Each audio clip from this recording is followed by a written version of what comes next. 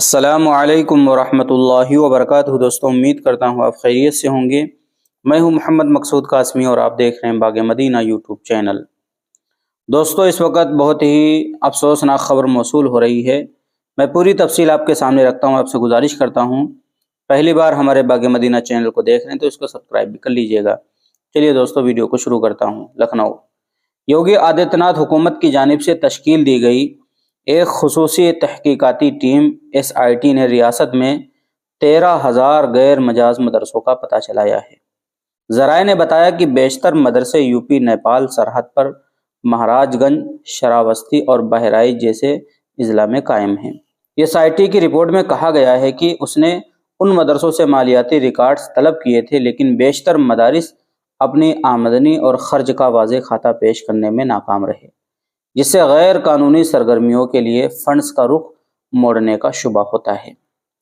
Police ذرائع کے مطابق بیشتر مدارس کا دعویٰ ہے کہ عطیات کی مدد سے انہیں تعمیر کیا گیا ہے، لیکن وہ عطیہ دہندگان کا نام اور پتہ بتانے سے قاصر رہے۔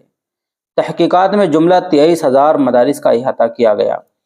5,000 مدارس عبوری مسلمہ ہیں۔ بعض مدارس گزشتہ 25 سال کے دوران ایکریڈیٹیشن کی شرائط کی تکمیل میں ناکام رہے۔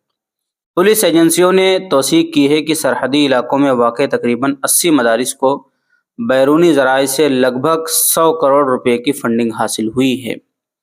اس کا سنجیدگی سے نوٹ لیتے ہوئے ریاستی حکومت نے ریاست کے تمام مدارس کی کارکردگی کی جامع تحقیقات کے لیے ایک SIT قائم کی تھی۔ فنڈز کے بڑے پیمانے پر بیجا استعمال پر بڑھتی تشویش کے درمیان یہ ہدایت دی گئی تھی۔